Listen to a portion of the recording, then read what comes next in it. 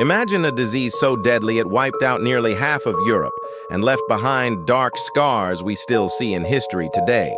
This wasn't a war or a natural disaster. It was the bubonic plague, the Black Death. What is the bubonic plague? The bubonic plague is caused by a bacterium called Yersinia pestis. It spreads mainly through the bite of infected fleas. And in the Middle Ages, black rats were the preferred host for these little bloodsuckers. Once inside the human body, the bacteria attacks the lymphatic system, causing painful swellings called buboes. That's where it gets the name bubonic. People infected would often experience high fever and chills, severe weakness, and painful buboes in the neck, armpits, or groin, and in some cases blackened skin patches from internal bleeding, hence the term Black Death. The Black Death pandemic. The deadliest outbreak happened in the mid-14th century. Around 1347, merchant ships brought rats and fleas carrying the disease from Asia into Europe.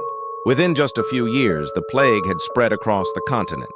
Historians estimate that between 25 and 50 million people died in Europe alone. That's nearly 1/3 of the entire population. Entire towns were wiped out, and mass graves filled as death carts rolled through city streets. The speed and scale of the deaths shocked the medieval world.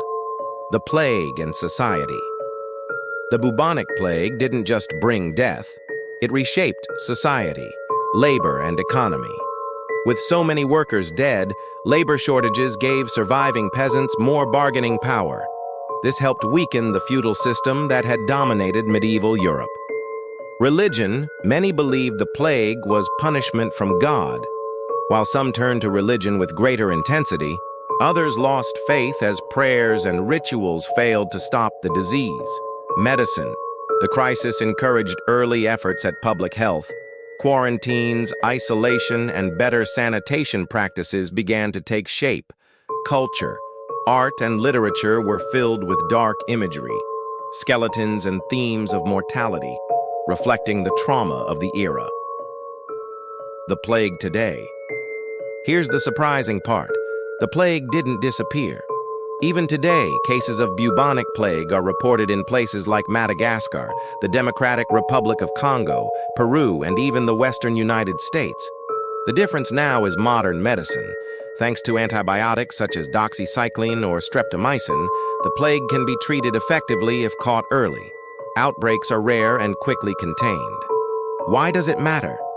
So why does the bubonic plague still matter? Because it reminds us how disease can reshape the world. It shows the importance of public health, medical science, and preparedness. From the devastation of the Black Death, we learned lessons that paved the way for modern epidemiology. The bubonic plague was one of the deadliest pandemics in history, but it also changed the course of civilization. It's a reminder of both the fragility and the resilience of human society. Thanks for watching.